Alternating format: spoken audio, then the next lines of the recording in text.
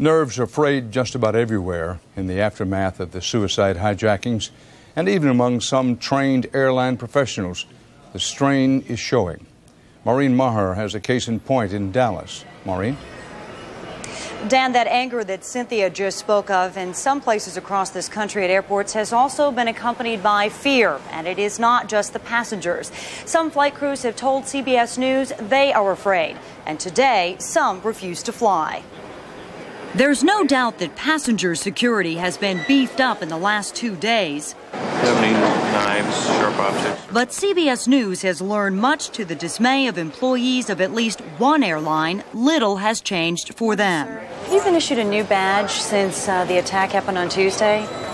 You haven't been issued a new badge. At Dallas-Fort Worth International Airport, American Airlines employees do not go through security checks or X-ray machines. Instead, they access the gate area by entering through a secure door, using an electronic badge and a key. But today, we saw numerous people piggybacking, following another employee through the door without swiping their badge or using their own key, and no security to stop them. For the first time, flight attendant Lori Anderson refused to board her plane. When I got off my AirTran downstairs, the only thing that was checked, like I said, was my bag by a policeman. Everything else was normal.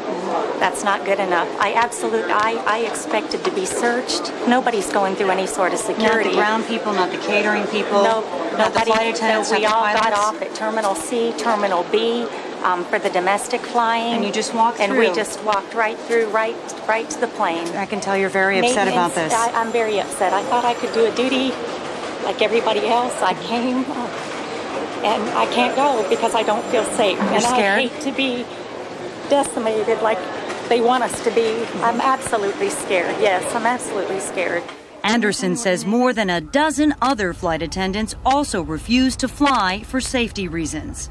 In Phoenix, 2 concerned pilots tested security at Sky Harbor Airport.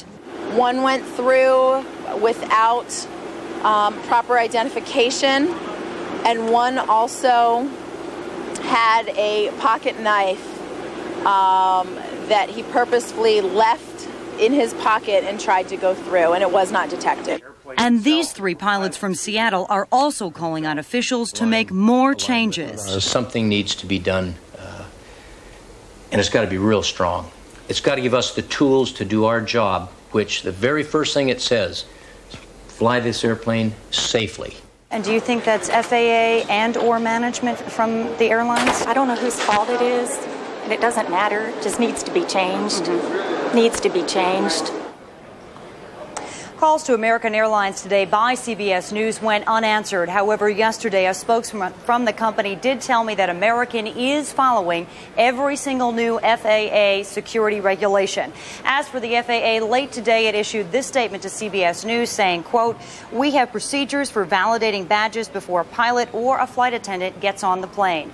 Unfortunately, for many of the employees we spoke with today, it is still not enough. Dan?